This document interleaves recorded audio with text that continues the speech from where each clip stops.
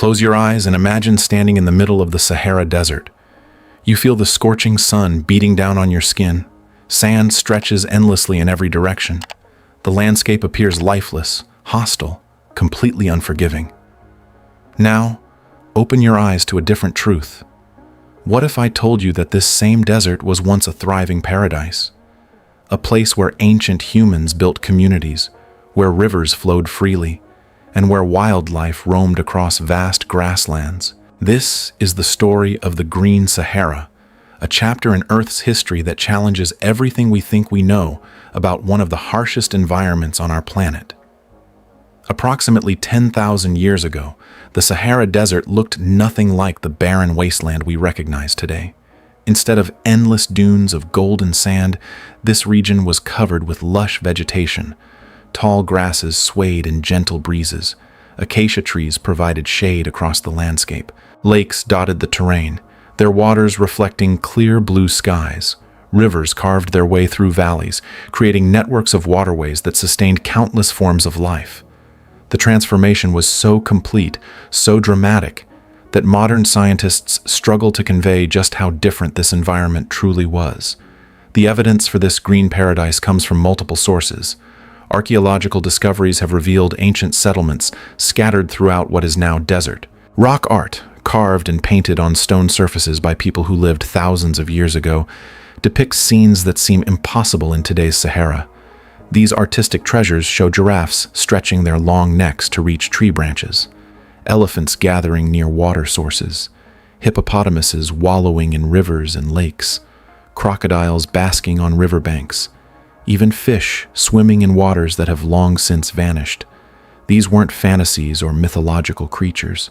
They were real animals that ancient artists observed in their daily lives. But the evidence doesn't stop with rock art. Geologists have found layers of sediment that tell a compelling story. These sediment deposits contain fossils of aquatic organisms, proof that bodies of water once existed, where today there is only sand. Pollen grains preserved in these ancient layers reveal the types of plants that grew during this period. Oak trees, cedar trees, and other species that require significant rainfall once flourished across the Sahara. Core samples taken from the bottom of dried lake beds show distinct layers representing different time periods, each one painting a picture of environmental conditions that seem almost unbelievable when compared to the modern desert. So, what caused this incredible transformation? The answer lies in a phenomenon that scientists call the African humid period.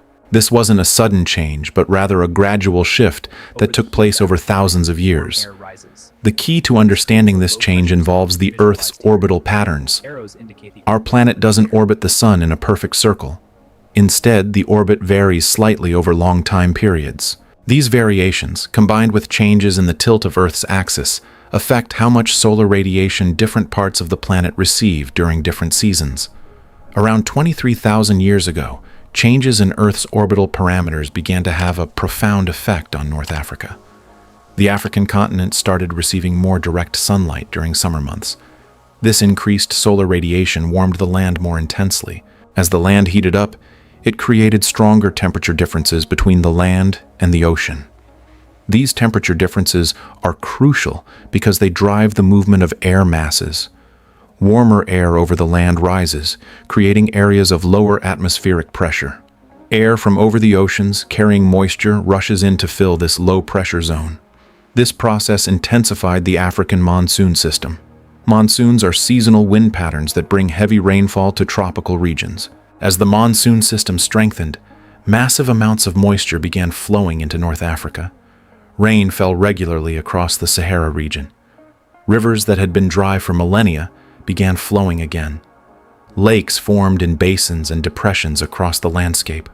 Underground aquifers, vast reservoirs of water beneath the surface, filled to capacity. The desert was drowning in water, transforming into something entirely different. The transformation didn't happen overnight.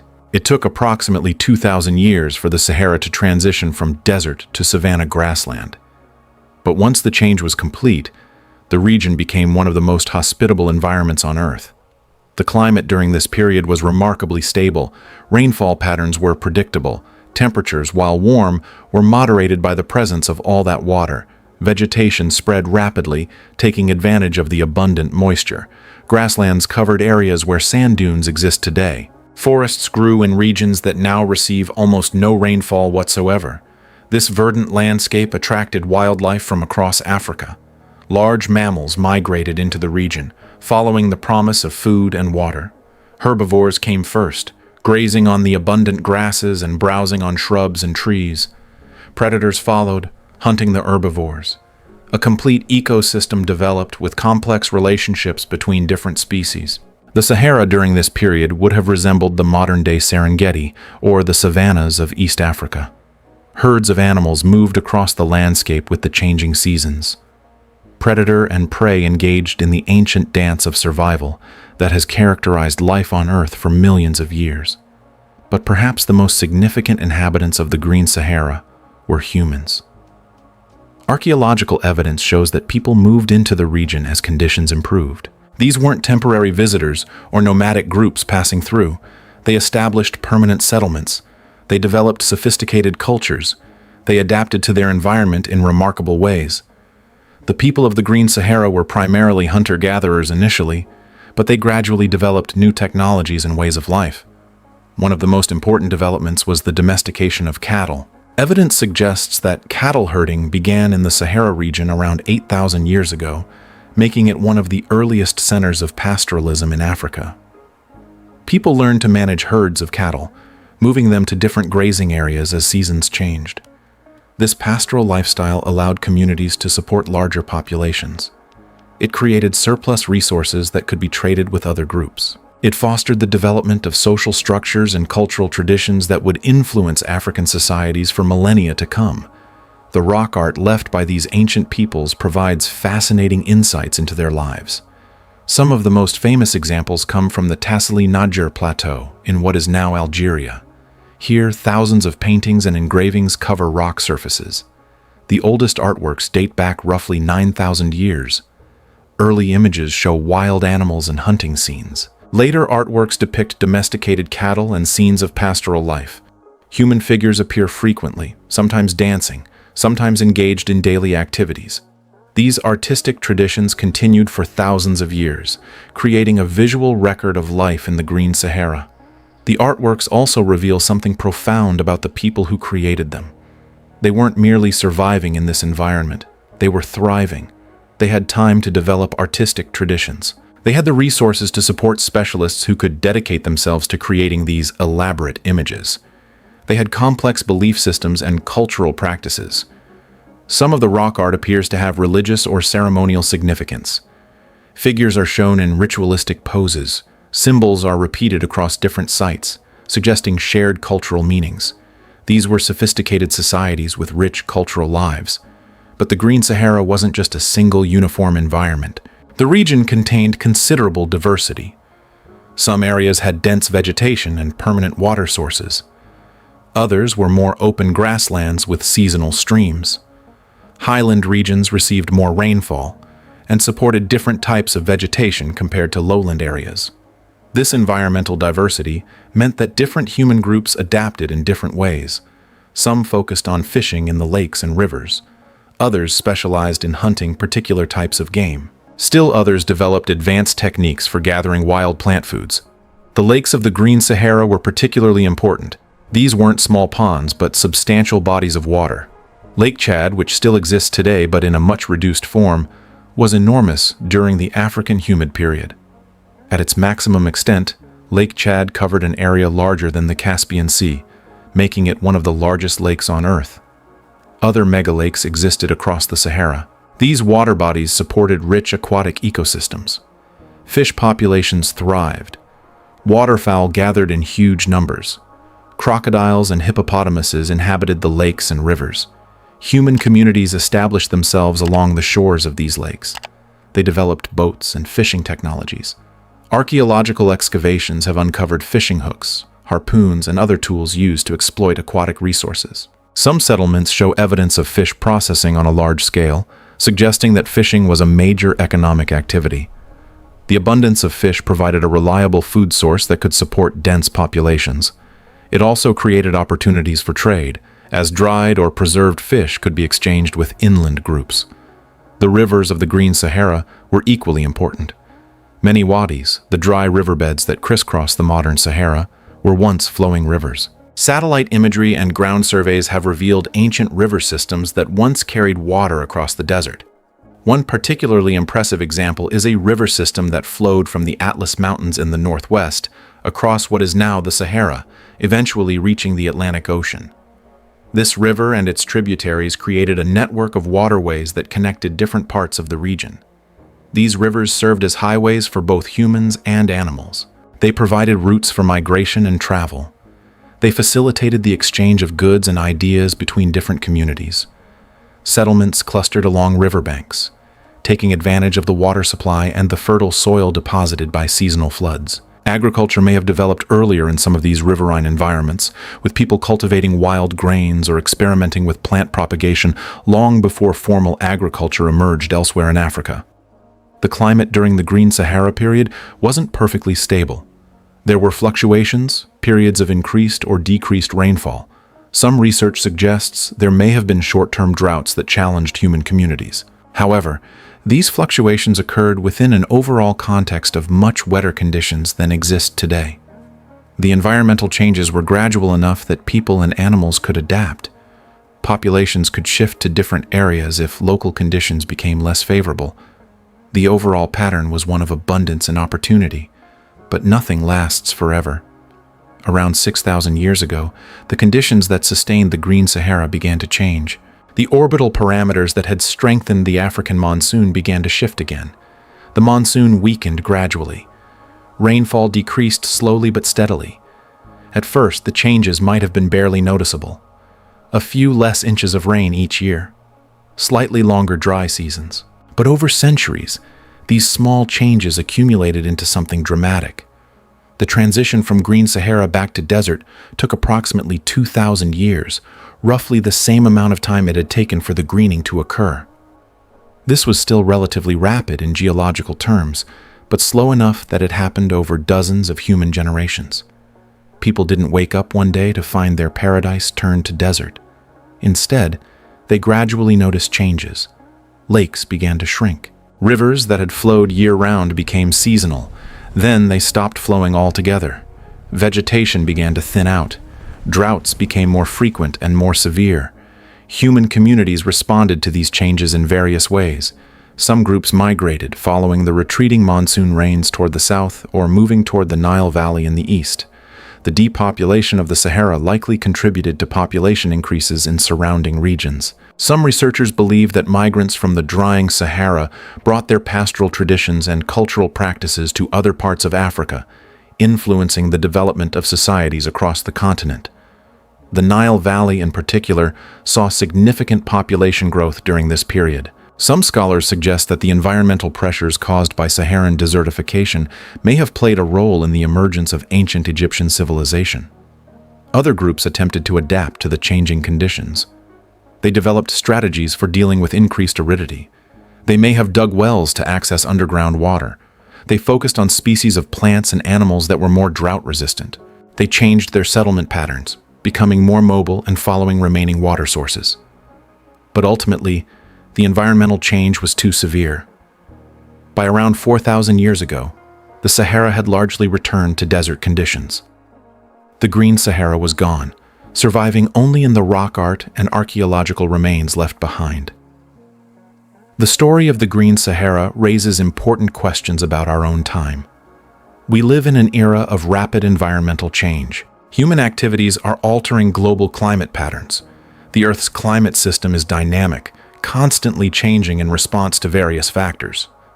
The transformation of the Sahara demonstrates just how dramatically environments can change. It shows that regions we think of as permanent fixtures, unchanging and stable, are actually capable of radical transformation. Scientists study the Green Sahara to better understand climate change processes. The mechanisms that caused the greening and subsequent desertification of the Sahara are well understood in broad terms, but many details remain subjects of active research. How quickly did vegetation respond to changing rainfall patterns? What were the feedback mechanisms that amplified or dampened the changes? How did the presence of vegetation itself affect regional climate patterns? These questions have relevance beyond understanding ancient history. They help scientists build better models for predicting future climate changes. There's also a philosophical dimension to the Green Sahara story. It reminds us that Earth's environments are not static. The landscapes we know, the ecosystems we study, the natural features we take for granted are all temporary in the grand sweep of geological time. The Sahara has been desert and grassland multiple times over millions of years. Similar cycles have affected other regions around the world. Ice ages have come and gone. Sea levels have risen and fallen. Coastlines have advanced and retreated. Forests have been replaced by grasslands and grasslands by deserts. For the people who lived through the transition from Green Sahara to desert, the changes must have been profoundly challenging. Imagine being part of a community that had lived in the same area for generations. Your ancestors carved images into the rock, depicting the animals and landscapes they knew. You grew up hearing stories about the abundance of earlier times, but each year, conditions become slightly more difficult. The lakes shrink. The grazing lands dry up. Conflicts increase as groups compete for diminishing resources. Eventually, difficult decisions must be made. Do you stay and adapt? Do you move to new territories, leaving behind sacred sites and ancestral lands? These weren't abstract dilemmas. They were real challenges faced by real people. The archaeological record shows evidence of increasing stress in human communities during the transition period. Settlements became smaller and more scattered. Some areas were abandoned entirely. The rock art from this later period sometimes shows different themes, perhaps reflecting changing worldviews as environmental conditions deteriorated. While we must be careful not to overinterpret ancient artistic traditions, it's reasonable to assume that the environmental transformation had profound effects on the cultures and societies of the Sahara. Today, the Sahara Desert is the largest hot desert in the world. It covers an area of approximately 9 million square kilometers. It spans multiple countries across North Africa. In most areas, rainfall is scarce, sometimes absent for years at a time. Temperatures can exceed 50 degrees Celsius during summer days. Sandstorms can last for days, reducing visibility to near zero. It's one of the most inhospitable environments on Earth.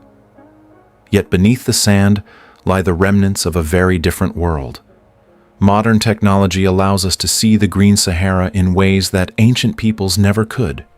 Satellite imagery reveals ancient river channels and lake beds invisible from ground level. Ground-penetrating radar can detect buried structures and artifacts.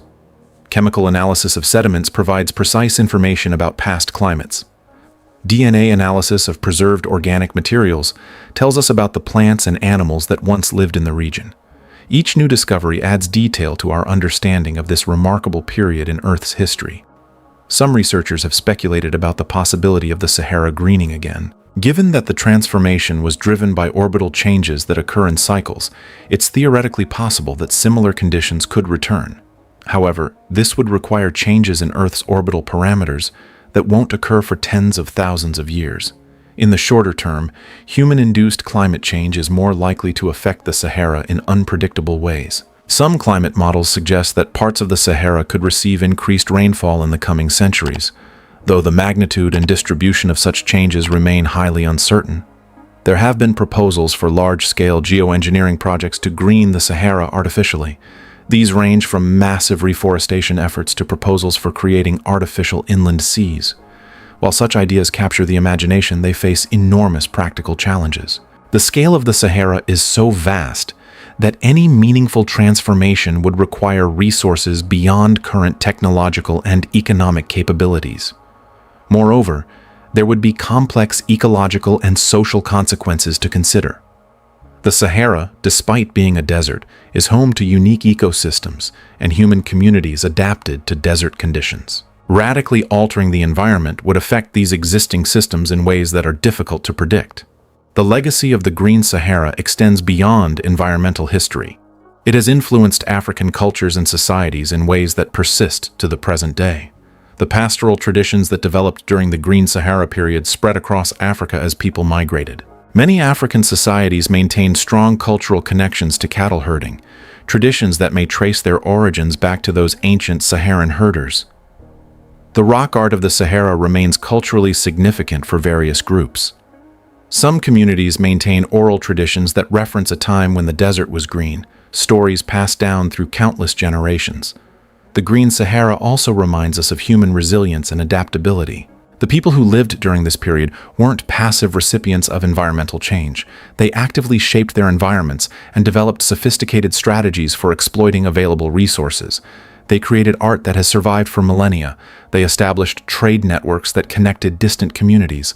They developed technologies and social systems that allowed them to thrive in diverse environments. When conditions changed, they adapted, migrated, and found new ways to live. This adaptability is a defining characteristic of our species. As we face our own era of environmental change, the story of the Green Sahara offers both warnings and hope. The warnings are clear.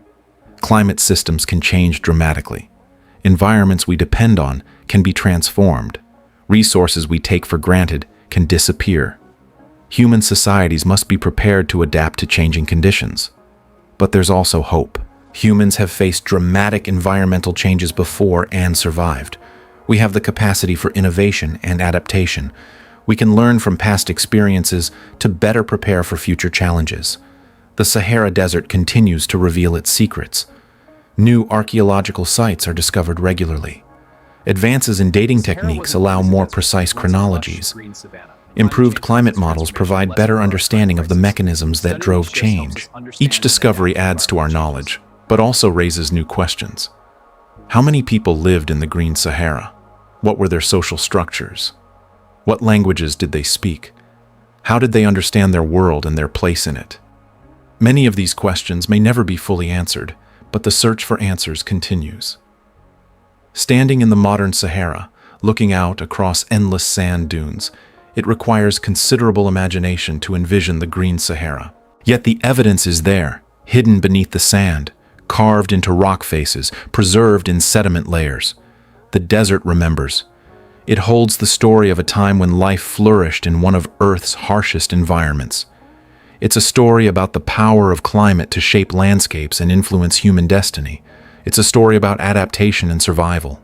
It's a story that reminds us that our planet is always changing, and that the world we know is just one chapter in an ongoing saga that stretches across deep time. The Green Sahara was real. It existed. And perhaps someday, in the distant future, it will exist again.